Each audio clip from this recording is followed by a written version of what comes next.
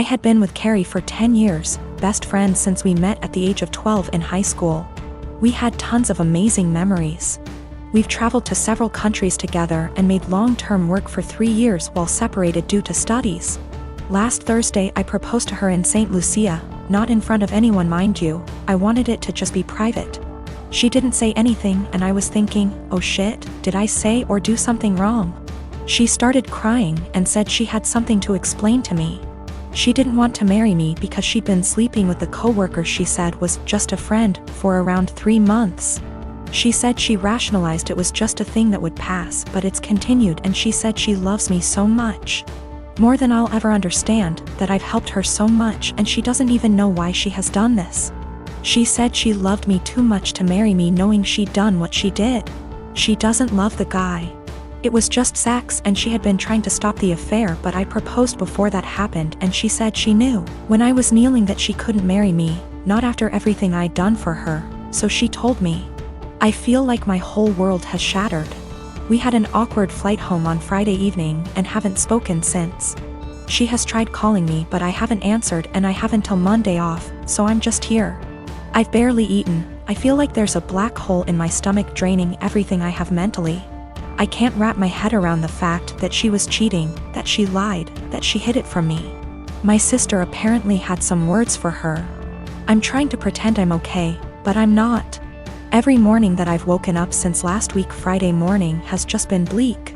I love her so much, but I've no intentions of getting back together.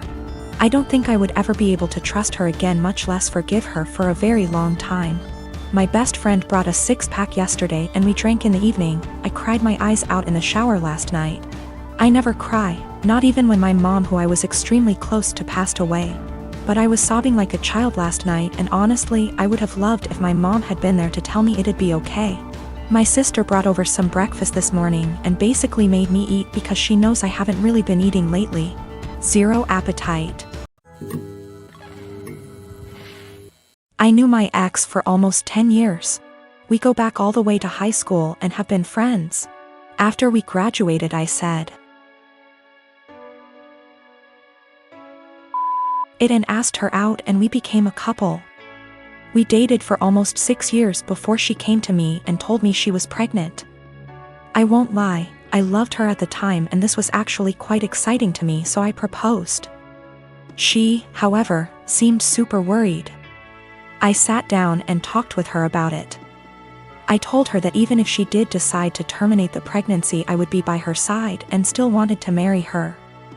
She was super awkward about it but decided to keep the child and accepted my proposal.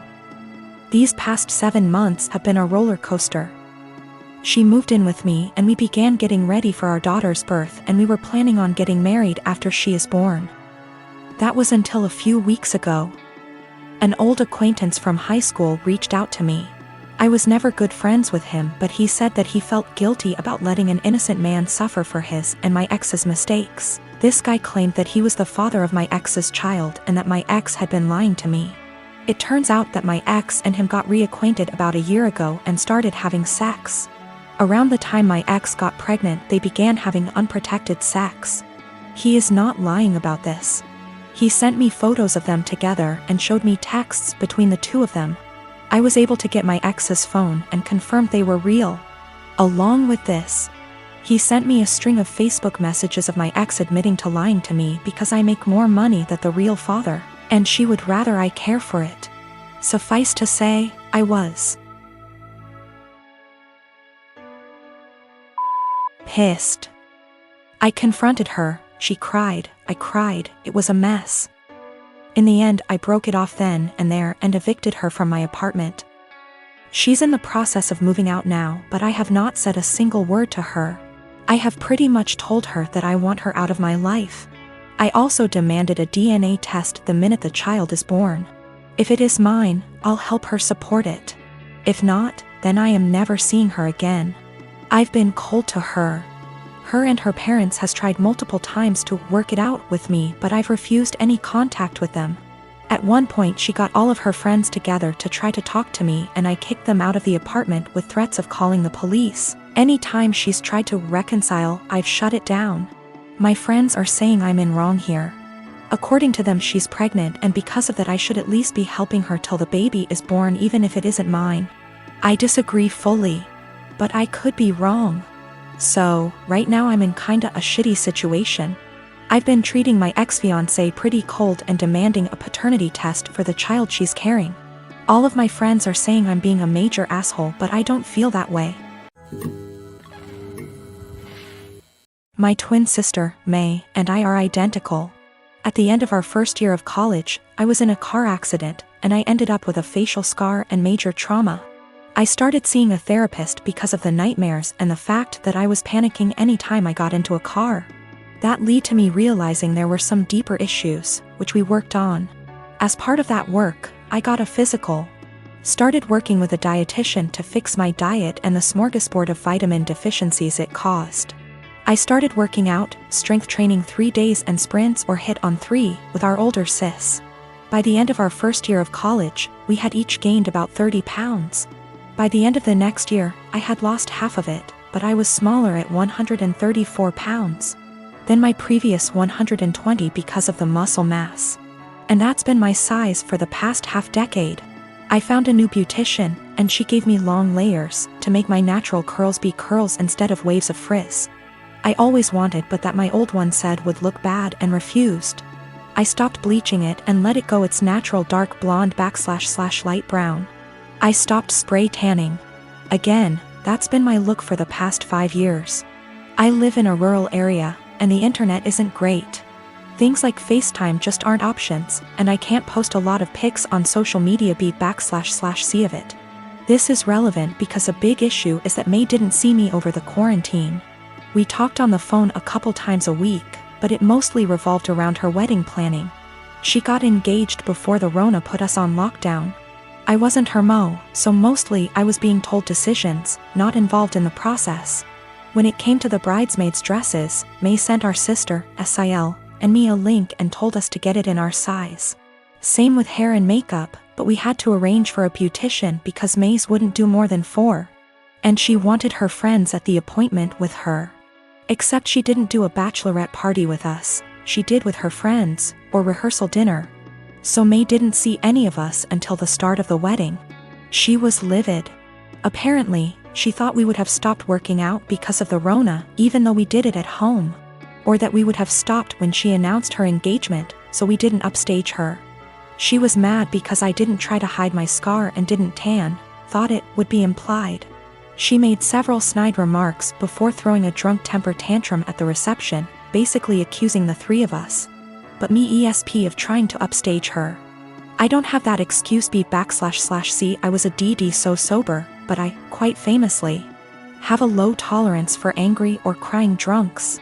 I told her, if you're so insecure, you should have got off your ass instead of expecting us to lay on ours to make yours look better. It only got worse. Our family is on my side /C I didn't start it or do anything.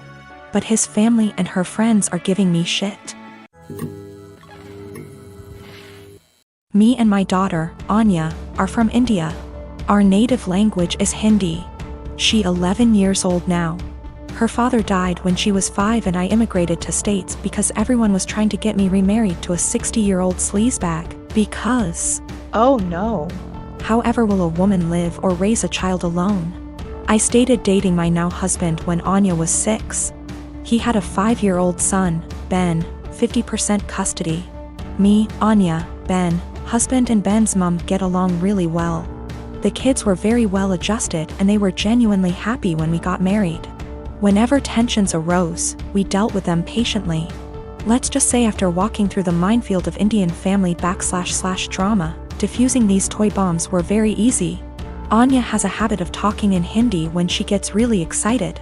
Sometimes, while talking to me, she starts talking in Hindi without even realizing it. This wasn't a problem. If she does that while others are around, I would remind her and she would revert back to English. Few months ago, Ben's mom passed away and he came to live with us full time. He has a room already and we put Ben into therapy immediately. A week ago, Ben walked in when me and Anya were cooking and we were talking in Hindi and he started crying. He told me he is feeling bad that he can't understand what we are saying. I hugged him and consoled him and assured him that we didn't do it to exclude him purposefully. And then Anya started crying and apologized. The whole thing was just heartbreaking. Since then, Anya has been making conscious efforts to talk only in English, and I can tell that it puts Ben at ease. Yesterday, however, she was frustrated and started lamenting about schoolwork in Hindi to me. Me and Anya were in the living room and Ben and husband were in the kitchen and they heard it. Later that night, my husband told me how he thinks we must start thinking about giving punishments whenever she speaks in Hindi unconsciously until Ben starts feeling better. I was horrified at this suggestion. I have never pulled the "she is my daughter, not yours" card. But this is the hill I am willing to die on and use that card if necessary. Whether he likes it or not, it's her first language. Expecting her to always converse in her second language, even when she is feeling some extreme emotions, is just cruel. Especially after she is genuinely making an effort to make Ben feel more comfortable. It's almost like punishing for her heritage or for her being Indian. Of course, this is a huge point of conflict between me and my husband. I think it's unfair to do this to Anya, even temporarily. He thinks me and Anya are unnecessarily making feel Ben bad while he is mourning his mother, while we can try and prevent it. Both of us are conflicted here.